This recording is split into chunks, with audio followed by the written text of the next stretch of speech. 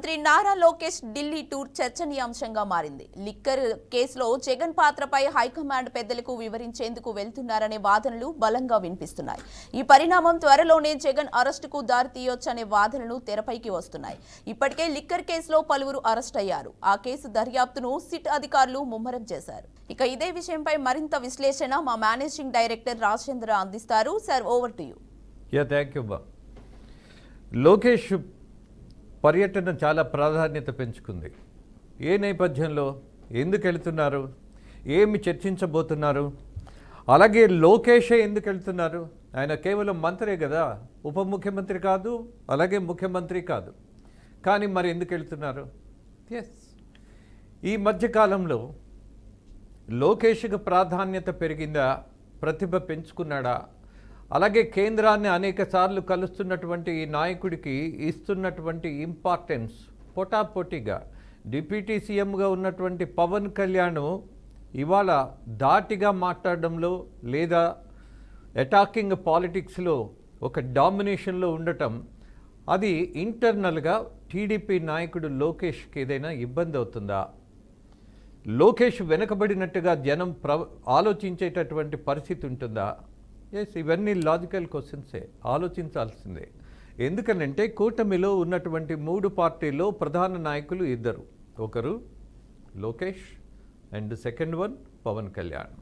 పవన్ కళ్యాణ్ ఆధిపత్యం పెంచుకున్నటువంటి ప్రయత్నం చేస్తున్నారా లేదా అన్నది పక్కన పెట్టేస్తే, బట్ సుదీర్ఘకాలం టైం తీసుకున్నాడు లోకేష్ తనను ఒక నాయకుడిగా ఎమర్జ్ చేసుకోవటం, ప్రూవ్ చేసుకోవటం, జనం మధ్య పాదయాత్రలు చేసి వాళ్ళతో కలిసి ఒక ప్రజానాయకుడిగా ఎదగటం, దాంతోపాటు సహనం అలాగే ఒక జవాబుదారీతనంతో పాలకపక్షంలో ప్రధానమైనటువంటి పాత్ర వహిస్తున్నటువంటి నాయకుడిగా ఉండటం. ఈయనకొక ప్లస్సో మైనస్సో చంద్రబాబు నాయుడు కుమారుడిగా ఆయన ఏ చిన్న తప్పు చేసినా అది పెద్దదవుతుంది. కాబట్టి అలాగే చంద్రబాబు నాయుడు కొడుకుగా ఆయన్ని మెప్పించాలి అని అంటే ఈయన శక్తి కాదు, ఆ పార్టీలో ఉన్నటువంటి నాయకుల ఎవరి వల్ల కాదు. బికాజ్ చంద్రబాబు నాయుడు యొక్క వ్యక్తిగతమైన అలవాట్లు కావచ్చు, జీవన విధానం కావచ్చు, ఆలోచన తీరు కావచ్చు, తీసుకునే నిర్ణయాలు కావచ్చు, అలాగే ఒక టార్గెట్ ఓరియంటెడ్గా ఒక ప్రణాళికతో ఆయన అభివృద్ధి వైపు అడుగులు వేసేటటువంటి ఒక ఎకనామిస్ట్గా కావచ్చు, అలాగే సంక్షేమ పథకాలు ఎప్పుడెప్పుడు ఎలా ప్రకటించి జనాన్ని మెప్పించి తమ వైపు తిప్పుకోవాలన్నటువంటి ఒక చాతుర్యం కూడా చంద్రబాబు నాయుడుకు ఉన్నటువంటి పెద్ద బలం. మరి ఇవన్నీ వాళ్ళు ఉన్నటువంటి నాయకుల్లో ఎవరికైనా ఉన్నాయా? దగ్గరలో ఎవరైనా ఉన్నారా? I don't know, I can't say.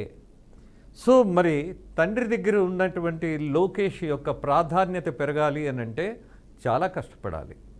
మెప్పించాలి, గుర్తించాలి అని అంటే మాత్రం ఇక్కడ లోకేష్కి పోటీ పవన్ కళ్యాణ లేక చంద్రబాబు నాయుడు అన్నటువంటిది కూడా ఆలోచించాలి. బికాజ్ పదే ఇవాళ లోకేష్కి ఇస్తున్నటువంటి ఇంపార్టెంట్ ఆయన చుట్టూ ఉన్నటువంటి వర్గం ఏదైతే ఉన్నదో కాబోయే భావి తరాలకు ఈయనే ముఖ్యమంత్రి అని చెప్పడంలో కొన్ని హద్దు మీరి చేస్తున్నటువంటి ప్రయత్నాలు కూడా విమర్శలు పాలవుతున్నాయి.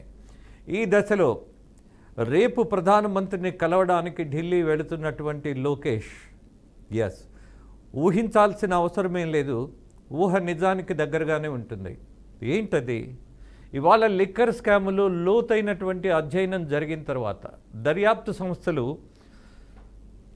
వివరణలు ఇస్తున్న తర్వాత, అలాగే ప్రూవ్ అవుతున్నటువంటి స్కాములు కళ్ళకి కనపడుతున్న తర్వాత జగన్మోహన్ రెడ్డి టార్గెట్ అయ్యే అవకాశం ఉన్నది అన్నది చర్చనీయాంశం. అలాగే కొద్దిగా నిజానికి దగ్గరగా ఉన్నటువంటి అంశం కూడా. ఇవాళ 10 మంది జైల్లో ఉన్నారు. ఆ 10 మందిలో ఎంపీ ఉన్నాడు, ఐఏఎస్ ఉన్నాడు, మాజీ ఎమ్మెల్యే ఉన్నాడు, అలాగే ఈ స్కాములో ఉన్నటువంటి చెంచాగిరి చేసేటటువంటి దౌర్భాగ్యులు అందరూ కూడా ఉన్నారు. వీళ్ళ కంపెనీల మీద దృష్టి పెట్టినప్పుడు మరిన్ని కొత్త అంశాలు బయటికి రావటం ఆశ్చర్యం కలిగిస్తోంది. అదేదో సినిమా డైలాగ్ మైండ్ బ్లాక్ అయిపోయినట్టుగా, దిమ్మ తిరిగి మైండ్ బ్లాక్ అంటారే, అలా అయిపోయింది ఇవాళ సిట్టు అధికారులకి. కారణం ఏంటి? ఊహించినటువంటి విషయాలు బయటికి రావటం. ఎంత ఆశ్చర్యకరం అంటే కొత్తగా మళ్ళీ ఇవాళ సజ్జల భార్గవరెడ్డి, ఎవరి కుమారుడు? సజ్జల రామకృష్ణారెడ్డి కుమారుడు. ఆల్రెడీ చెవిరెడ్డి భాస్కర్ రెడ్డి ఉన్నాడు. చెవిరెడ్డి భాస్కర్ రెడ్డి కుమారుడు మోహిత్ రెడ్డి.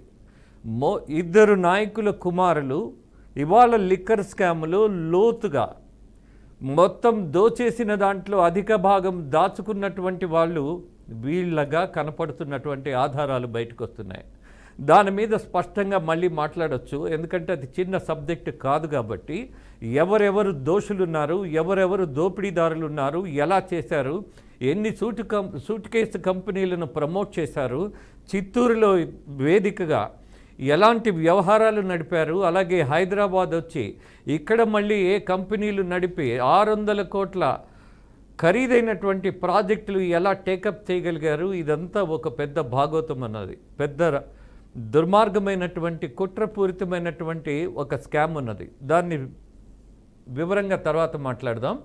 బట్ ఇవాళ లోకేష్ పర్యటనలో ముఖ్యంగా జగన్మోహన్ రెడ్డికి సంబంధించి ఒక సబ్జెక్ట్ చర్చనీయాంశం అయ్యే అవకాశం చాలా వరకు ఉంది. లిక్కర్ స్కామ్లో దొరికినటువంటి ఆధారాలు మొత్తం జగన్మోహన్ రెడ్డిని టార్గెట్ చేశాయి.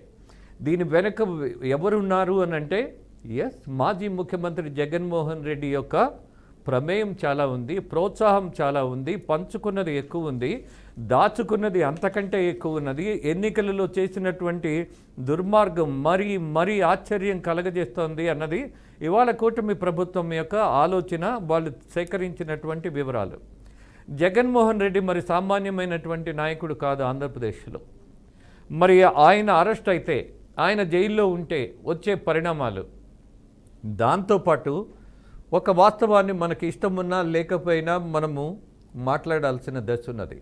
జగన్మోహన్ రెడ్డికి మొట్టమొదటి నుంచి బీజేపీ ప్రధాన నాయకులు సపోర్ట్ ఉన్నది. అందులో ఎవరికి సందేహాలు లేవు. ఆ సందేహపడాల్సిన అవసరమే లేదు. కనపడుతున్నటువంటి సత్యం కూడా అదే. అందుకని ఇవాళ జగన్మోహన్ రెడ్డి మోస్ట్ కంఫర్టబుల్గా జైలుకి వెళ్లకుండా, కోర్టుకు విచారణలకు హాజరు కాకుండా, అలాగే అనుకున్నది చేసుకోగలిగినటువంటి నాయకుడిగా ఆ సాన్నిహిత్యం బీజేపీ నాయకుల దగ్గర నుంచి ఉన్నది. కేంద్రం మద్దతు ఇచ్చింది అన్నది అనేక విషయాల్లో మనకి ప్రూవెన్ ఫ్యాక్ట్ మాత్రమే, సందేహం అక్కర్లా. సో అలాంటి జగన్మోహన్ రెడ్డిని మనము అరెస్ట్ చేస్తే పర్మిషన్ ఎవరు ఇవ్వాలి? చట్టం కాదు, ఆయనకి దగ్గరగా చుట్టంగా ఉన్నవాడు. ఒక విషయాన్ని మనం గుర్తు చేసుకోవాలి.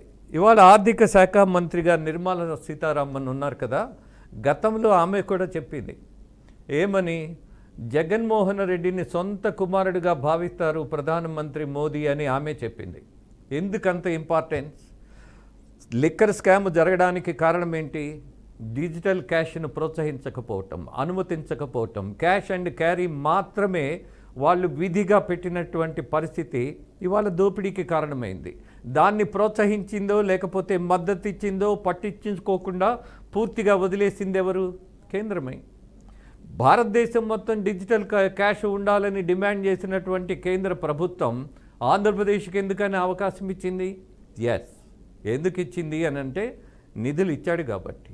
తల వంచుకొని ఎప్పుడు ఎక్కడ పార్లమెంటులో ఒక బిల్లు పాస్ చేయాలంటే పార్లమెంటు మెంబర్స్ చేత మద్దతు ఇప్పించుకున్నారు కాబట్టి, ఇచ్చాడు కాబట్టి. This is like one kind of quit pro అనొచ్చు. అందులో ఏం సందేహపడాల్సిన అవసరం లే. మీకు ఇది నాకు ఇది. నేను బిల్లు పెడితే నువ్వు వచ్చేసి మద్దతు ఇవ్వు.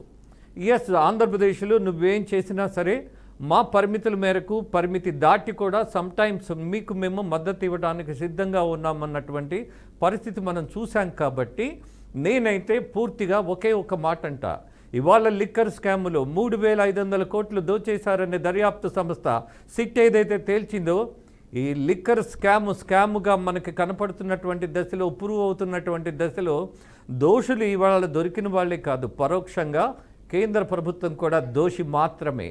కేంద్ర ప్రభుత్వంలో మద్దతు ఇచ్చినటువంటి నాయకులు మాత్రమే, వాళ్ళు కూడా దోషులే.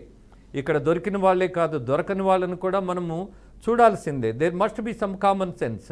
ఆ కామన్ సెన్స్ బేస్ చేసుకొని ప్రోత్సహించిన వాడు కనపడకపోయినా, ప్రోత్సహించినటువంటి సందర్భం మనం అనుభవించినప్పుడు, చూసినప్పుడు, గమనించినప్పుడు, సాక్ష్యాధారాలతోటి కళ్ళకు కడుతున్నప్పుడు వాళ్ళని వదిలేయాల్సిన పనేం లేదు. అఫ్కోర్స్ చట్టంలో వాళ్ళు ఆ పరిమితిలోకి, ఆ చట్టంలోకి రారేమో. బట్ ఇవాళ లోకేష్ వెళ్ళి మాట్లాడాల్సినటువంటి విషయం జగన్మోహన్ రెడ్డి మీద తీసుకోబోయే చర్య ఏదైతే ఉంటుందో దాన్ని చర్చించడానికి కోర్స్ నిధుల కోసమో లేకపోతే మరేదో ప్రాజెక్టుల కోసమో what ever it is, but ప్రధానమైనటువంటి అంశం జగన్మోహన్ రెడ్డి అరెస్టు గురించి ప్రధానమంత్రి అనుమతి కోసం మాత్రమే వెళ్ళారు అన్నది కూడా yes, we can take it granted, no doubt about that. Right, thank you sir, thank you your updates sir.